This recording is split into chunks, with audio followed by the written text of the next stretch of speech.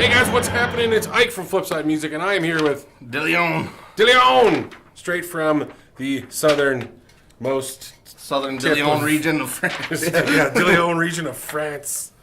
That's where the yellow pickles come from. Joey Pickles. That's Joey Pickles. What's happening, everybody? What episode is this? 27. No, I'm kidding. Not yet. By the time we get to 27, we might have lost at least 20 more subscribers. Our subscriber count is going the other way. So, which is awesome. So we need you guys to go make some fake accounts. Yeah, start subscribing to that shit. Well, if you got those extra emails, we're weeding out some unwanteds. Yeah, shenanigans. Well, we're not doing it. They're just like, these guys suck. We're gonna move on. Who cares, right? They suck. That's all right. I don't care. I don't really care. I don't care. We're doing our thing, and it's all good. And we're glad that you guys are here. Yeah. The ones that are still here. Thanks a lot. So, it's episode 17, right? I believe it's 17. So, what the F.A.Q. number 17, Flipside Music, question and answer show, extravaganza, bonanza, almost. It's a bonanza. Yeah, it's a full-on flurried bonanza. It's a banana-nanza. Chicanery. Even some tomfoolery going on, maybe even some rabble-rousing. Yeah, it is 17. Yeah, so 17. Look at us. Yeah. Doing it, making it happen. Killing it. Killing it. Everybody for a block and a half knows who the hell we are. Killing it. Yeah. All right. Homeless guys out front love us. So, it's almost like it's their weekly variety show. All right, so let's jump into it.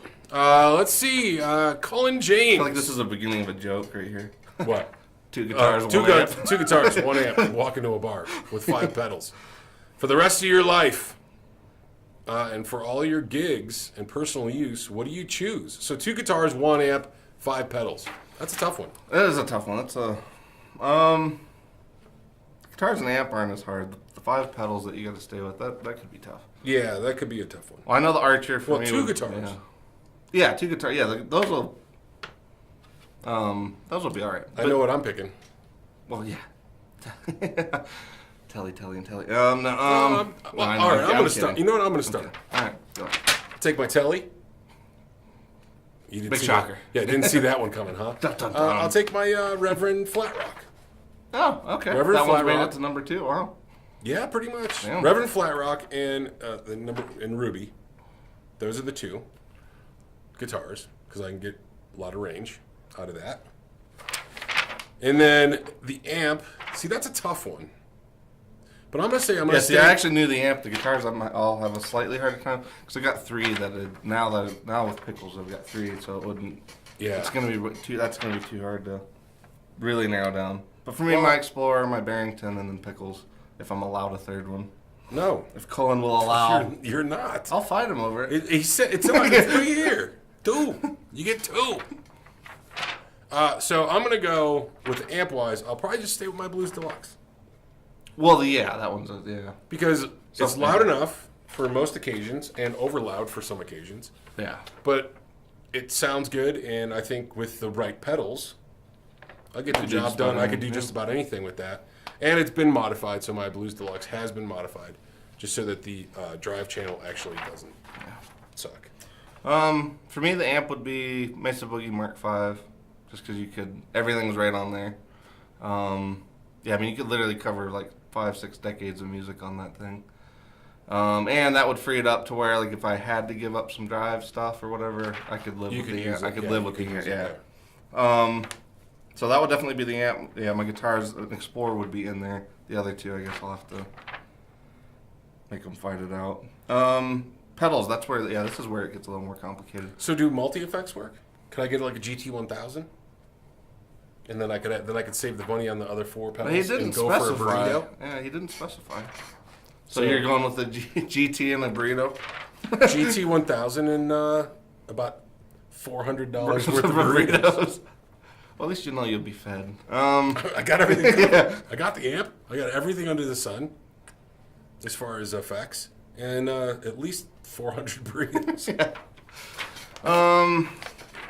For Okay, the so pedal, now, yeah. The actual pedals, like, I don't know. The Archer for me, I figure the Dude for you, for sure. yeah, I would definitely take the Dude. Yeah, I was going to say, if the Mesa Boogie didn't already kind of do the Dude sound, I'd probably want a Dude too. An EQ for me is a must. I love EQs. Well, yeah. Tuner, like, let's just assume we're in tune He said with the universe. pedals. Yeah. 5 pedals. We have to stay by the Well, he didn't book. say no clip-ons.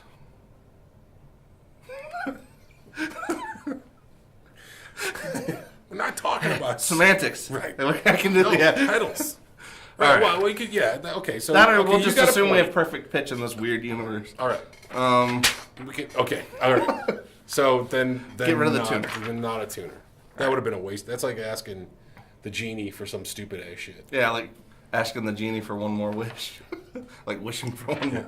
What one more? Like, You just used it.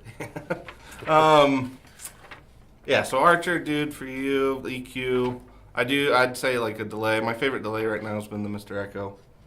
And that Yeah, one, I like actually, the- that one is going to come up in another question for me down the road. But Mr. Echo for my delay tones, and that way I actually get a boost and delay out of that one. For reverb, I really love the Ghost Echo. It's all I really need for reverb. There's others that I like, but that's all I really need. see, I got the reverb. that I would 3? just use the reverb at the end. Oh, that's true. Well, Right. mine went out on my amp, so if that was not the case, then yeah, scrap that. Moving parameters. That's I do that's like all wah. that's going here. I'm a shitty lead player, so Oh yeah. wah. So wah. I Yeah. need a wah. I love wahs. I need a wah. I think I knew her sister.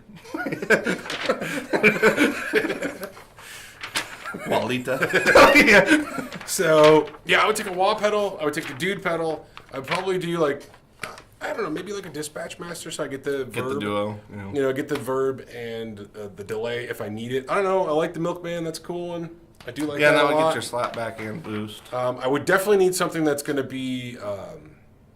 I'd need a fuzz too. Yeah, I think I was going to probably do the Demogorgon. Yeah, that especially right now. Yeah, I would take 'Cause that the one's really Demogorgon. ruined me for all other. But I fuzzes. also need I would need a heavy drive, because I won't have that. Well, the duo. Oh yeah, that's true. But maybe 'Cause something yeah, a like, little. 'cause Oh, I was gonna say Jake. Jake boosts with that sometimes, and even just that into something that's already breaking up is Well, that's pretty what I'm saying. sweet. Now I'm thinking Yeah. about it, going, because I usually don't do that. Right. But that might work, yeah. But that doesn't. Well, I would take another I drive. think I hit 5 though. Why are you denying me another drive over here? I'm trying to practicalize your, I don't need any practication. giving you your bare I'm senses. practicalized. I don't know what's happening here. Yeah, so I would just definitely go Dude. That was a harmonious Harmonious. Red Robin. Wah, Dude. Wah, Archer. For me, EQ, fuzz, delay. I'll do Dispatch Master and then Demogorgon. So that gives me 4. I need one more.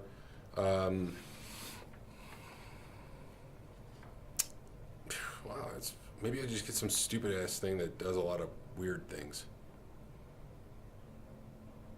I could actually see you get, like, even though you wouldn't use it as much, like something like the warped vinyl or something that would give you just a little texturing of some kind. Sure.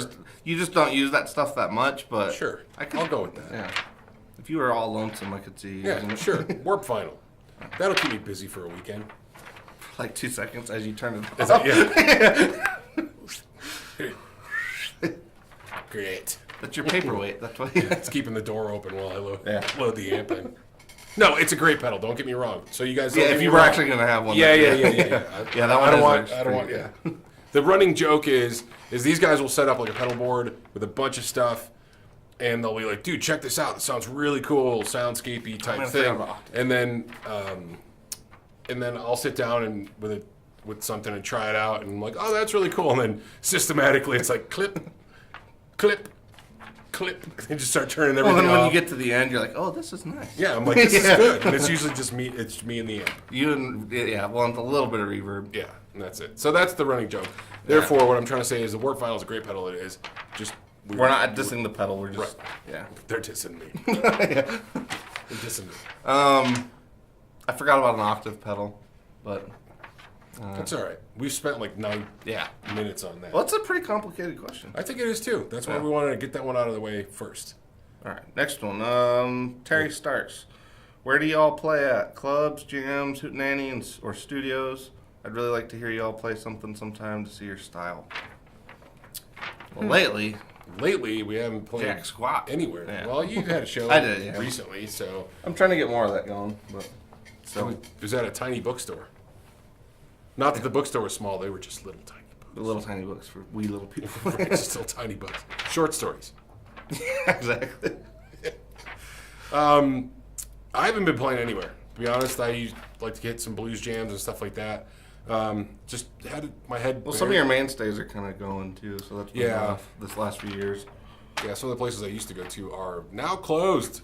Yeah. Fortunately, Denver is growing leaps and bounds, which is good. But that's also squeezing people out of the market and some of the clubs. It's tough to run a club. I did the restaurant bar business for years, and it is difficult. So, but I haven't been playing anywhere. To be honest, it sucks. I'm going to change that for 2019. That is a resolution before I even get there. Yeah, both of us need, are hoping to get out more. We've been working a lot trying to grow this place and get it to, be bigger and more profitable and sustainable, which we got that going. But, so less work, more play. Yeah, for 2019. Yeah. Even though I hate New Year's resolutions, those It's are not good New ones. Year's yet. Yeah. That's why we're doing it now. Yeah. All right. Could you guys talk about your thoughts on the Electro-Harmonix MiG-50 amp you guys have? I feel like there's a comma should have been in there somewhere. Yeah. Is Dr. Nick local? And I didn't realize that? No, he saw it in the back. Oh, okay. I think we're... Like a video? Or Yeah, we did a video and it was probably in the background. just traipsing around back there. The MiG-50 actually is pretty cool. Jake and I were messing with it the other day. No surprise, actually takes big muffs like a champ, so that's pretty solid. And we actually liked driving the clean side to where it got dirty. That seemed to actually sound a bit better than running on like the higher gain input. Yeah, like running on the second input. There was nothing wrong with that side. It was just a little thin compared to the clean side. Like the clean side was fat. Fat, like That's what I was basement gonna say. fat. Yeah. I like the clean because I like the clean side too. Yeah. The drive side was okay. Yeah. But it's, I don't. What I look for in a drive is very specific, and I'm not looking. Yes. Yeah. Now, I think it would be good it could be a pretty solid base layer. If you just had a mild crunch and then you pepper in a drive there or something. Yeah. If you're going to add to it, I think that would be. Yeah, but solid. running solo with just that would be a little rough. Well, that and it's going to be so damn loud before you get it to do Right, before you get to where. Yeah. I got an original soft tech. It's at our amp techs. They definitely facility. Yeah, they definitely do them though. I mean, in terms of fuzz pedals and high headroom amps, those are definitely a good option. I like that 212, that little vertical 212 though. That thing sounds pretty good too. Yeah. Nice little cabinet. Yeah. But as far as I know, they're very kind of modded bassmen, as far as I know, and it sounds like that. I mean, it has that vibe to it. I like it. Yeah.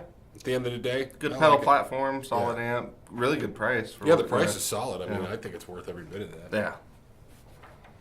So that's where we're at, Dr. Nick.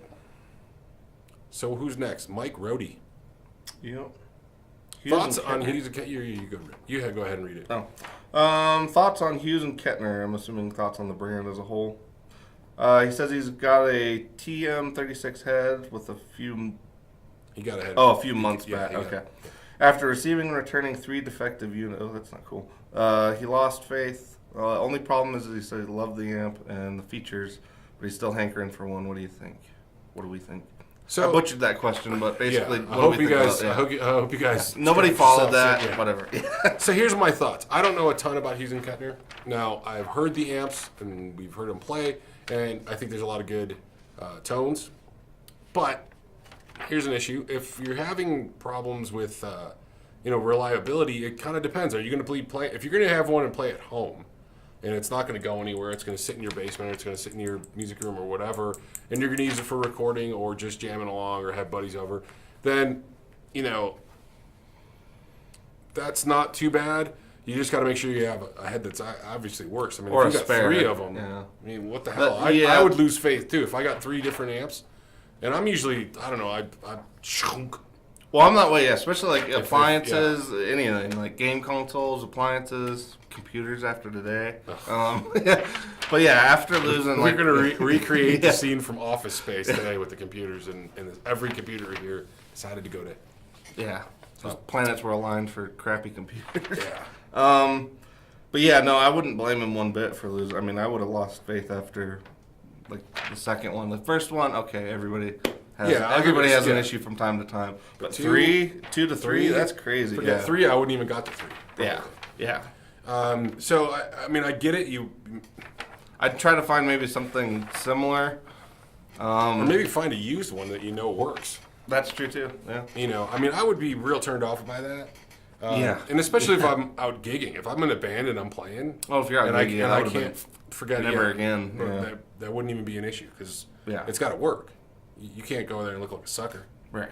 You know, or use somebody else's janky crap. Yeah. Right.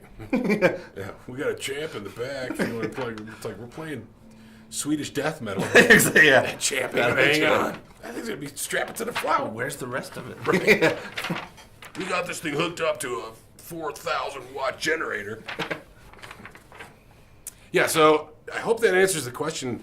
I just, I don't know enough about Hughes and Kettner to speak overall as a brand. Yeah, but never I would be, I'd be apprehensive if you're getting stuff that's not working. I'd be nervous about it. We deal with a lot of different brands here, and we have some brands that have come in and they're not reliable, and then we got to deal with them, and I'm not having it. I mean, we would drop brands. Well, and it's really hard. Stuff didn't work right. Yeah. Enough, or we had too many problems. Like as a small shop, we ain't got time to be chasing people around to fix stuff. Well, and we can't confidently sell something if we've run into enough problems with it, which is right. why most of what's here is stuff we've whittled down to the stuff we can actually stand behind. But yeah, that took some learning. We were on that learning curve for a little bit. Yeah, we made some bad choices on a couple different brands. But there's no way of knowing that. Like, same with this. Like, until you own it, there's no way of knowing some of this stuff until you run into it. So yeah. I applaud him for giving it that much effort, but yeah, I wouldn't blame you one bit if you didn't ever go back. That's definitely more patience than I would have showed. Oh yeah, I'd have been like, next. Remember, well, I don't want to tell the guitar story. So I ordered a guitar. Oh yeah, from a company that's rather large. I'm not going to say who it is. I'm just going to say. And I ordered it, and it came in, and the neck pocket was shit. Yeah, that thing was swimming around in there. It was, I mean, there was a ton of movement in it. Well, at first when I looked at it, you could see, the center line of the neck was completely off. So I'm looking at it, and the strings are off. There's a ton of movement in the neck pocket, and I sent the gap as wide as the Grand Kit. No, but they were pretty much. It was terrible, and I was like, how did this ever get past? How did it ever get past QC? And number two, nobody looked at it. I mean, before they sent it. Nobody looked at it. Must have looked at it before they sent it. And it wasn't a cheap guitar. It wasn't like a $200 guitar, it was a retail of about $900. Yeah, something you'd expect to get your money's worth at that price. Right, you'd expect a certain level of quality at that. And man, I'll tell you what, I was so super disappointed. I was jonesing over this guitar for about 6 months. It was. I can't say it because that would have gave it away. Yeah, that would have gave away the whole thing. So I was jonesing for it, and you know what? And I was like, nope. And I sent it back, and I didn't reorder it. Well, I was gonna say, I feel like it soured you on that whole model, and partially that company. Well, it didn't sour me on the model because to a point, but it kind of But it soured me. That particular model from that particular company. Right at that particular time. Right. But that was the catalyst for me to actually buy my Reverend Flat Rock. So which you ultimately ended up with a better, and I ended up with I felt like a better guitar for a better price. Yeah, doesn't even need. Well, I think it was a better price because you don't have to put anything into upgrading the Reverend. Like the Reverend has all the stuff you would do to it anyway. So right out of the gate, right off the shelf. Yeah. So it was a bad experience with the guitar, but that was it. I was like, I'm not going to have it. I didn't reorder one. I didn't ask for another one. It soured me. And that, like I said, that was a catalyst to get the remember flat that scratch on the fretboard too. Oh god. I was so disappointed. That was worse than nails on a chalkboard. So damn disappointed. And then I went out and bought one of the bodies too. So that's what I'm going to do. I'm going to actually build one to my spec. Build it right this way. Well, it's just going to be a partsy. Yeah. You know, not giving away the brand.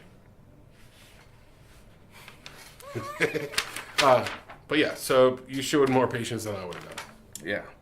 All right, Mr. Yonkers. Yonkers! When you hit a plateau and you're playing, what do you do to get going again? Okay, so I have like two answers, but you go ahead. I got a pretty simple answer. I think it's pretty simple. Drink lots of bourbon. Yeah, whiskey-fy yourself. Yeah. Whiskey it up. Find yourself. That's actually not. That's sort of along. Yeah, various substances help with creative. Yeah. We are in Colorado, so Yeah, certain substances around here gotta help with that. expand your mind, Exactly. man. You gotta expand your mind. That's not the answer. That's not my answer. No, but it's one of mine now. No, yeah. I would say so. In all seriousness,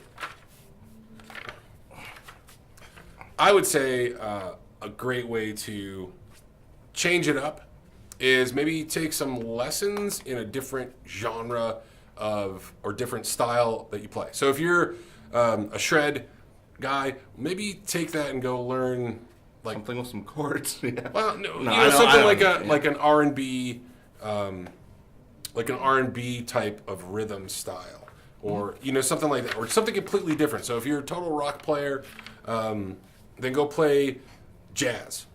Go learn some jazz stuff. You know. Yeah. No, Or I was if gonna you're say that's one pretty way or similar the to what other. I was Go thinking. go play some country. If all you do is play like shred metal, you know, learn some country licks. And or if you're, you know, depending on whatever your style is, if you're like a pop guitar player, go learn some metal licks. Yeah. Learn some stuff that's in a different genre.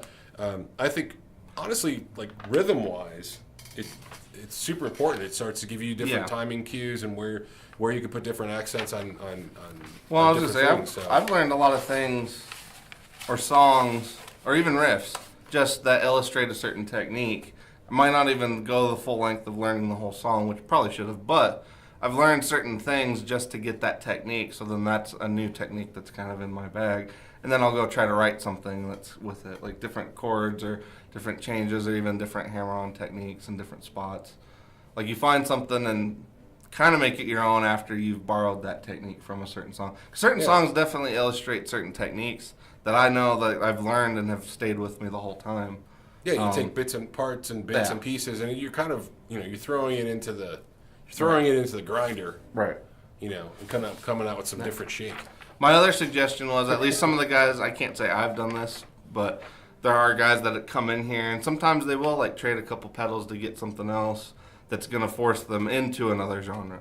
So like they might get something they weren't normally going to pick up or play, or they wouldn't normally use it in their core band, but they're going to pick it up so that it kind of steers them into a direction, whether it's like modulation, like delay, if you've never had a delay, like that's going to make you play some stuff you would normally never play, Right. and in a way that you probably aren't used to. So sometimes guys do that too. Well, Like, the fuzz or Yeah.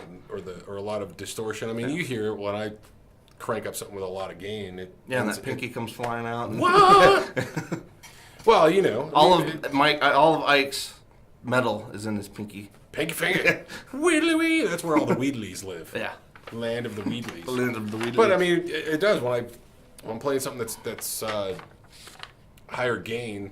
I'm definitely approaching Yes, it different for sure. because I'm hearing different things. one, it'll hearing- urge you to yeah. do certain, like, especially like even, the JMP Marshall pedals or even amps, anything in that kind of Marshall crunch, like, it's hard not to play like big open chords and let it ring out. Ring. And that's not something I would do. Like if it was, super high gain, I'd probably keep it to like something more condensed, like a power chord. But there's a lot of that stuff. Delays, reverbs are probably the two that guys come in here the most often to kind of steer them in a different way. Or octave pedals too. That's another Yeah, one. I love Like when an people octave. really want to get different, like they'll pick up an octave pedal. You want to get weird, man? Yeah. Totally I want to get weird with it, man. Hey man, what do you want to see? You want to get something Get going? something going with Something weird going. Something weird going. Yeah, that would sound so bizarre if we went up to somebody that you want to get something weird going. Yeah, want to get some weird. If you went to one of the dispensaries, it probably wouldn't be. Well, the only place that or go to Texas Toast. Ask Matt, and he'll be like, "Yeah, sure, man. Sure, whatever you want. It'd be like whatever you want. All right, so what's where are we going? What's the next one? Years. Does it really make a difference to have an isolated power supply if I'm only daisy chaining 4 or 5 pedals? Does it make a difference? 4 or 5, probably not. And that's why I've never tried to sell you one, Jake. No kidding. We know, Jake. Yeah. No, I honestly think when you get to like the 7, 8 range, that's when it not only does it become kind of necessary for noise issues, Right. But even just keeping your stuff clean, especially if you're a gigging guy, keeping that power clean and keeping it isolated definitely helps with noise. Or if you're going to like a bar with bad electricity, Which never happens. yeah, no, that never no. No. Yeah, I was gonna say, aside from that, like if you're just running 4 or 5, I would probably daisy chain's probably fine, unless you're having like conflicts between the, like germanium. If you have something like germanium driven, that might not be happy with like a buffer, or it might not be happy with some of the electricity. So sometimes ground loop hums. If you've got that, then yeah, it might be necessary. But aside from that, Right. I It just- depends on what those pedals are. what the pedals are and how many you're running. But generally speaking, yeah, 7 to 8 is when you're really getting to where it's probably necessary. 4 or 5, you're fine. Yeah, you're pretty good. Yeah, And unless also- you're getting noise, which at that point you'll know that that's Yeah. Your You'll answer, know that you'll need your it, answer yeah. will be pretty much there. Right. It'll be apparent. right. It'll be a single parent. Doing it on its own, man. I'm working here, trying Pointing to out all your flaws. trying to keep all this stuff clean. It's a hard life. It's been a really long day. And we may or may not have consumed a lot of coffee before doing that. Possibly, yeah. Last one, Mr. Ben Coombs. I spelled it wrong. Sorry. Ben Coombs. Ben Coombs. What do you consider underrated products that we carry? The most underrated product Yeah. that we carry. I totally messed it up. What's the most underrated pedal that we carry, or most underrated product that we carry? Yeah, that's it. That is interesting.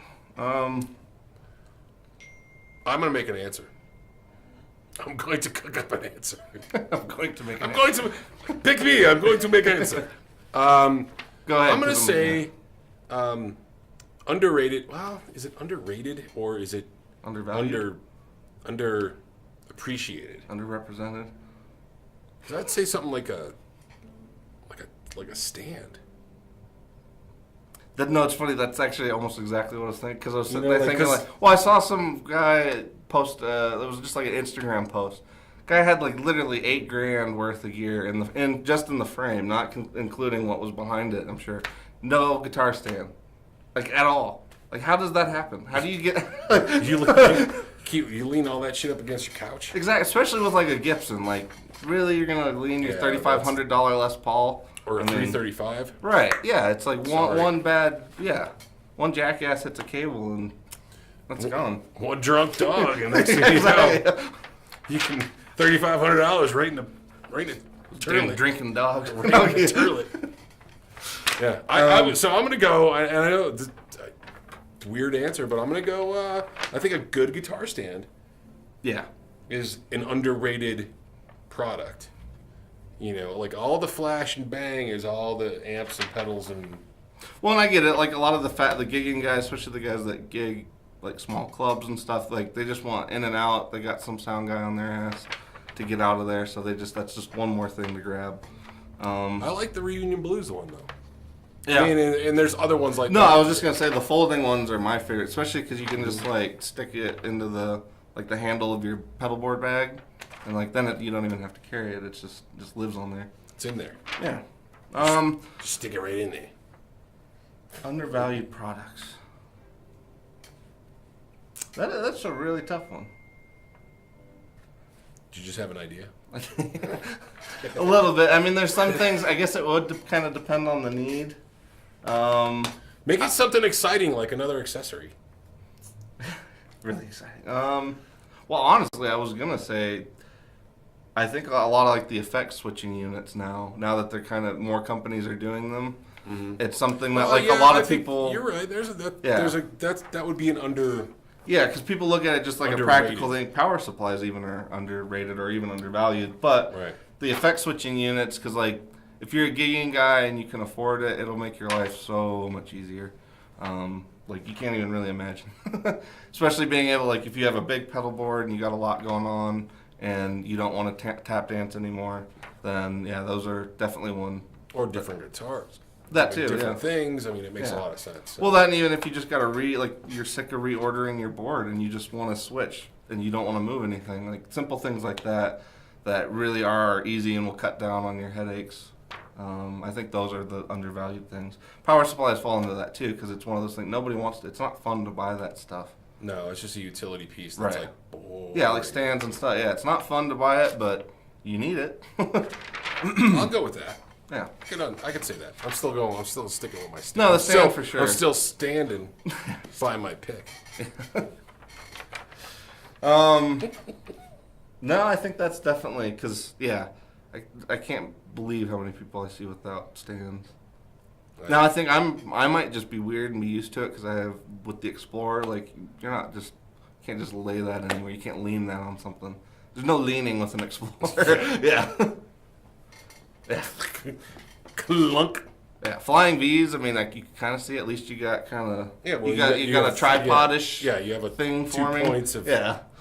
Or even like you showed me with Matt putting the double tab or the double strap buttons. Strap buttons. Yeah. Yeah. Like that makes sense. Yeah. Makes sense. I still scares me.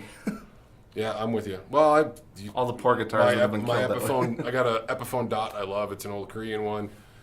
And I just love that guitar. And busted the headstock twice. First time, cracked it, repaired it, I fixed it. Glued it all back, cleaned it all up, glued it back. Second time you just damn decapitated it. Yeah.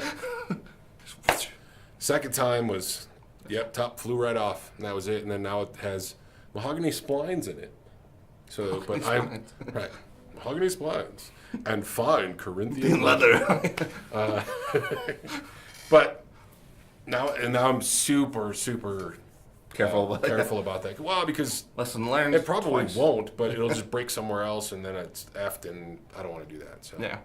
Well, even a cheap guitar, because like there's guitars that if they're sentimental, it's like you still don't want anything to happen to it. Just because it's cheap doesn't mean you want it to break. Beat the shite. So yeah, I'd say that for sure. All right. String winders too.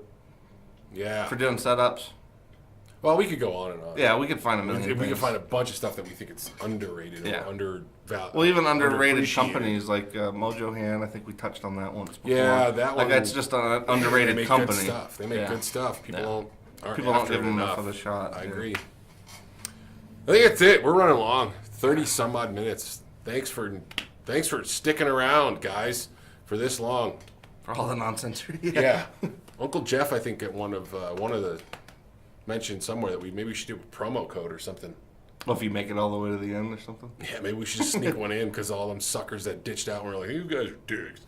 We're like, hey, 30 minutes. I'm not going to listen to that crap for 30 minutes, but maybe we should sneak one in like at the end somewhere. But then somebody might get slick.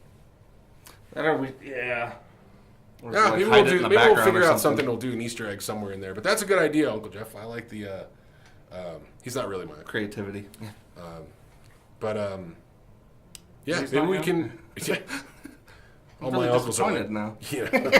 Frank, and we got Italian names. Cusimano.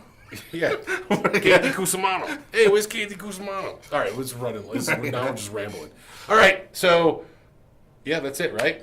All right, thanks, guys. We appreciate it. Next week, put some questions in the thing, and we will get to answer all your questionizations. Yeah, we might even boxify it. We might boxify that, put it in a box. All right, guys. We'll see you later. Catch you guys on the Dr. Phil show. A problem is that you're into yourself, that you flirt with girls, that you're not plugged into your marriage. You're in the green room hitting on my staff. What the hell?